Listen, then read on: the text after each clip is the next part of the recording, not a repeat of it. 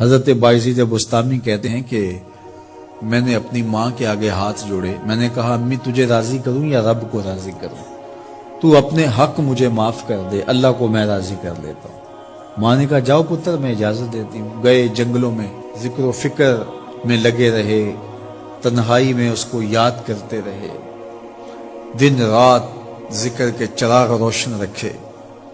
12 سال گزر گئے حق کی تلاش میں۔ ایک دن واپس بستام کے قریب سے گزر رہے تھے، خیال آیا چلتے چلتے ماں کو سلام کر جاؤں۔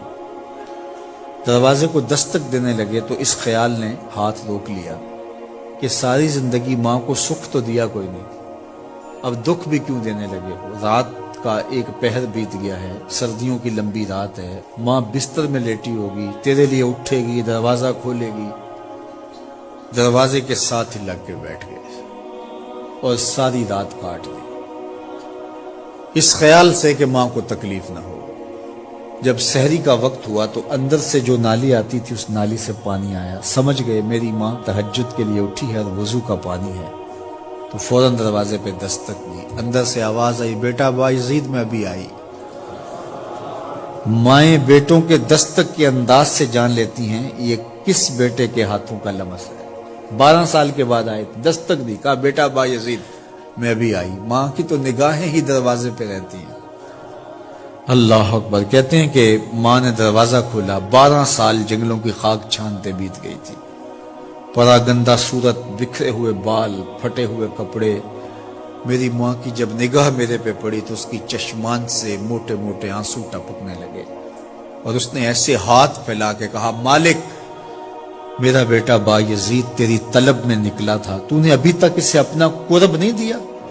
حضرت بایزید بستامی کہتے ہیں 12 سال کی ریاستوں سے جو کچھ نہیں ملا تھا ماں کے اٹھے ہوئے ہاتھوں سے مل گیا۔ میں نے کہا مالک میں تجھے کہاں ڈھونڈ رہا ہوں، تو کہاں موجود ہے؟ تو ماں باپ کی رضا اللہ کی رضا کا دروازہ کھولتی ہے۔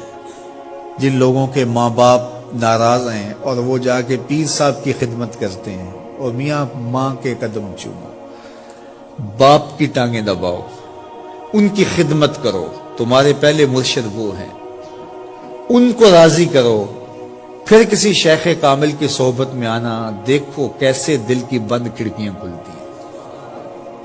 ایک مرشد تو ناراض کر آئے اور دوسرے مرشد سے تمہیں کیا ملے گا؟ تو راستہ یہیں سے کھلے گا۔ والدین کو کبھی ناراض نہ کرو، والدین کو کبھی دکھ نہ دو، والدین کو کبھی تکلیف نہ پہنچاؤ۔